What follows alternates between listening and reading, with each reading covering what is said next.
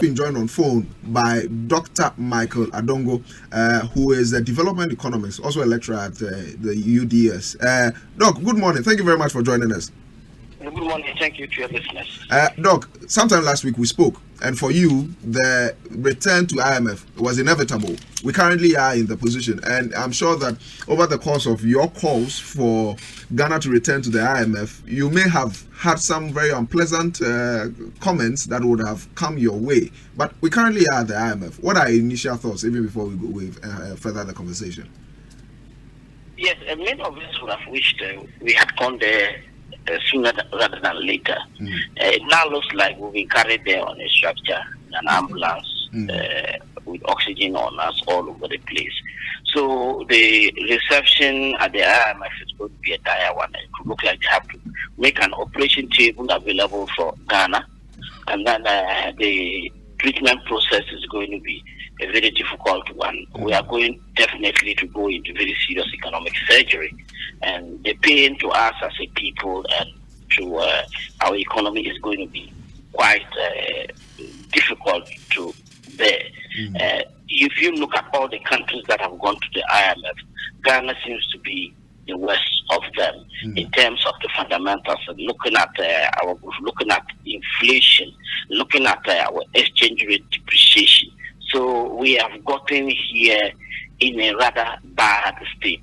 The other day I was giving you a rundown of when we went to the IMF in 2015 compared to now, and it looks like if you took inflation, it is double the time we went.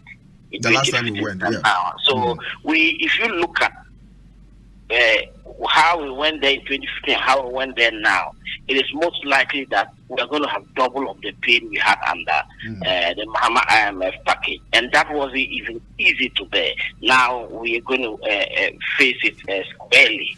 I must add that the best time to have gone to the IMF was 2019, 2020. The latest 2021, we should have arrived there. But of course, government didn't want to go there for obvious reasons. They moved to the IMF, as I said, it's more of a political calculation rather than an effort to seek economic redemption. Government wants to stop free SHS. Government wants to stop the planting for food and jobs. You think so? Programs. Government wants to stop the NABCo.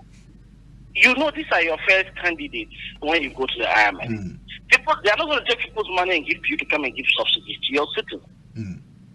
Nobody's going to give you money to come and increase wages or emoluments, which they already think that your wage bill, your to revenue is unsustainable. So the government is going to come on that.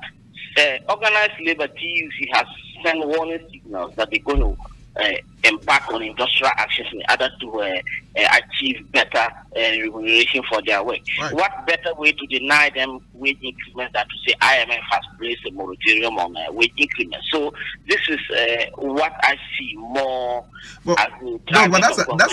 That's an interesting perspective that you bring. So for you, all of this charade is rather a political strategy than an economic one. I don't think. If you wanted the new economic intervention, we should have gone there 2020, 2021.